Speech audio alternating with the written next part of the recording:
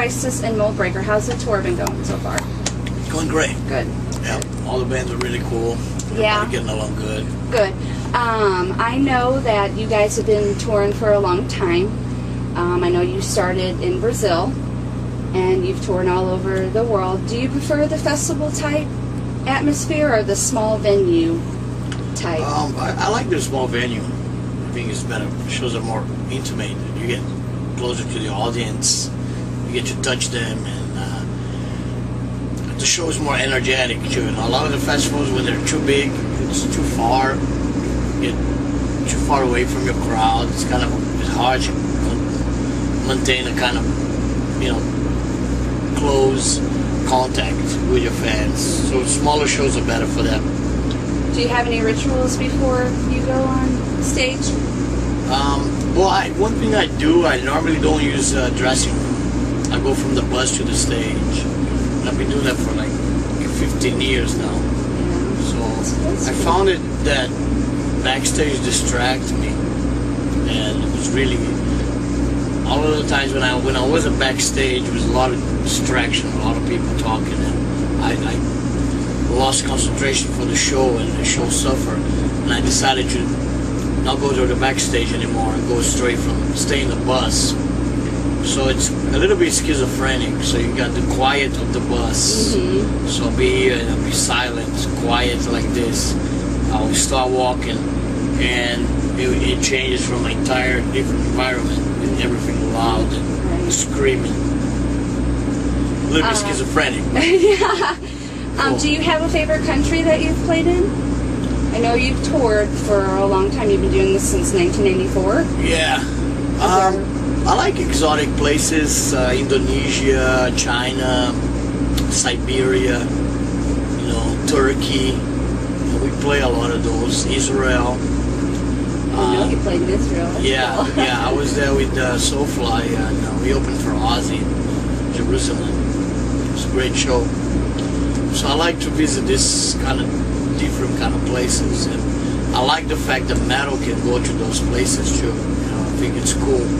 The metal, right? The whole out. Metal scene is like all different kinds. Yeah, it stretches out to all the way to Indonesia and China. And we were in a festival in China. There was 10,000 people, 10,000 fans. It was amazing. It was great. Yeah, I think it's cool because I've watched your videos, and when an old song comes on and everybody's just chanting, how does that make you feel? I mean, does that give you a chill? Is it cool to hear your fans sing back to you?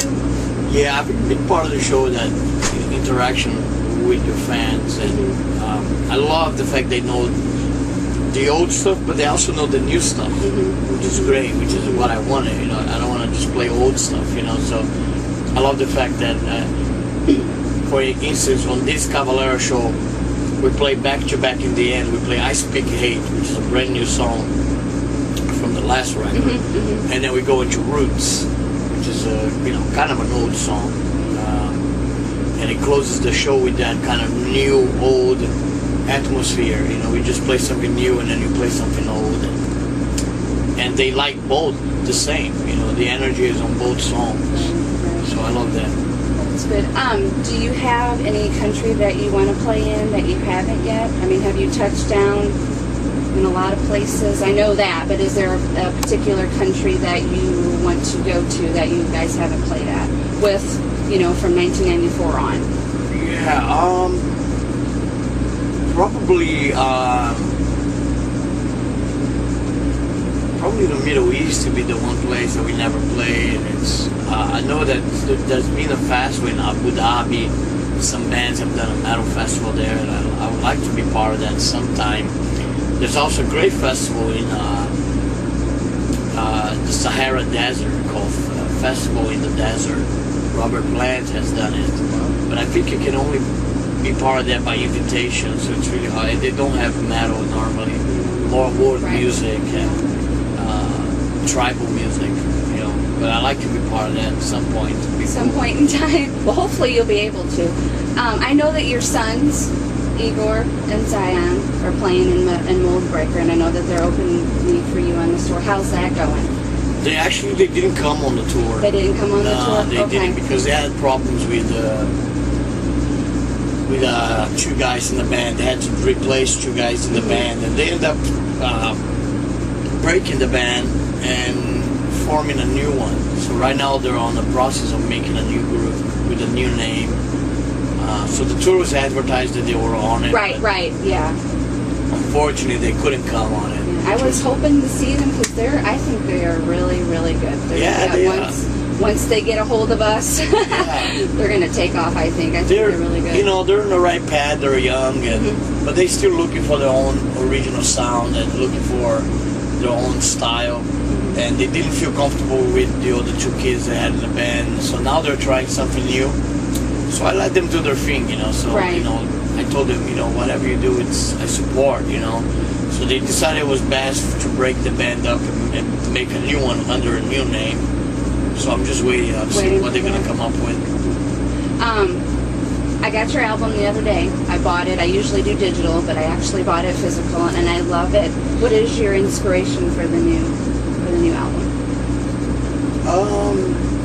Really, I think it's in general a bunch of different things. The topics were stuff that I thought it fit the music, because the music was very aggressive, you know, so I needed some aggressive topics. So I decided to sing about like warlord. It's about, you know, people that wage war on the world. And got Burn Waco. It's about the tragedy in Waco, Texas, with David Koresh and all the cult leaders. And you got Rasputin is about the Russian monk. Genghis Khan is about the Mongolian warlord. I Speak Hate is about Hurricane, the movie Hurricane, which is about a boxer. And I know Bob Dylan had done a song called Hurricane, but mine is a step further down into more violence, so that's why it's called I Speak Hate. And it's kind of those things kind of motivate me to. And then the name Blunt Force Trauma, I heard the name, and I asked somebody what was that. I heard the term Blunt Force Trauma, and they asked what it meant, and they told me, you know, like getting hit by a car crash, or when you get hit, somebody being, you know, victim of a murder, and they hit somebody in the head with a sharp object, and the cause of that to be, you know, blunt force trauma. And I thought that name was really powerful, really heavy and aggressive, and it's like, yeah, man, that's a good name for a record, you know. I read in one of your interviews that you listen to that's what you feel like after it's done. And I know it's hardcore, talked about him. I love it. I think it's a really good album. Yeah, it's made that way. It's short too. It's only half an hour, so you can listen to the whole thing. A lot of albums, including the ones I made, are really long, and I find that for some people it's difficult for them to listen from the beginning to the end. Right. They lose track of it, they lose interest, and go do something else.